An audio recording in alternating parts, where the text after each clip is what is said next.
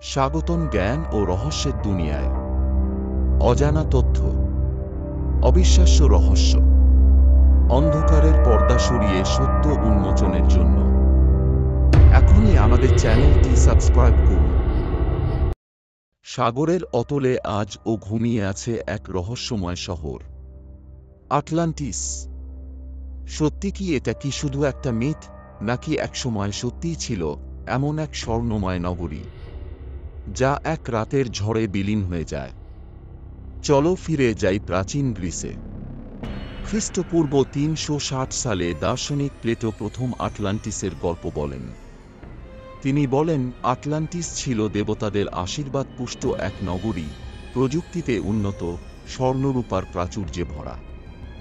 বিশাল প্রাসাদ, উড়ন্ত যান আর এক জাদুকরী শক্তি ছিল তাদের কাছে।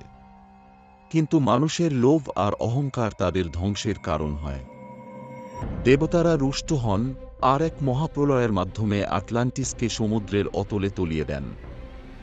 এখনও গবেষকরা আটলান্টিসের অস্তিত্বের প্রমাণ খোঁজেন। ১৯৬৮ সালে বাহামার কাছে সমুদ্রের নিচে এক অদ্ভুত পথের সন্ধান মেলে, যা বিমিনি রোড নামে পরিচিত। অনেকেই মনে করেন এটি আটলান্টিসের ধ্বংস হয়ে যাওয়া পথ। আবার ২০০১ সালে কিউবার উপকূলে গভীর সমুদ্রে ধ্বংসপ্রাপ্ত নগরীর মতো কিছু গঠন দেখা যায়। এগুলো কি সেই হারানো নগরীর অংশই হবে? এখনও পর্যন্ত কেউ নিশ্চিতভাবে বলতে পারেনি।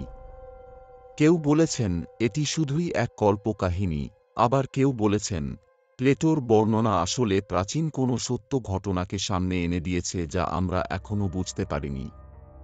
তবে একটাই প্রশ্ন থেকে যায়, যদি আটলান্টিস সত্যিই ডুবে গিয়ে থাকে, তবে সেই শহরের রহস্যময় প্রযুক্তি কোথায়?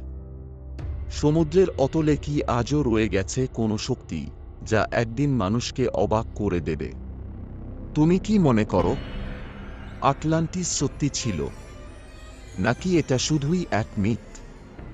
কেউ জানে না, কিন্তু সমুদ্র জানে, এবং একদিন হয়তো সে নিজেই তার গোপন সত্য উন্মোচন করবে। আমাদের এই ভিডিওটি ভালো লাগলে একটি লাইক দিন, আর আপনার মূল্যবান মন্তব্য জানিয়ে কমেন্ট করুন, এবং চ্যানেলটি সাবস্ক্রাইব করে সঙ্গে থাকুন। জয় ব্লগ।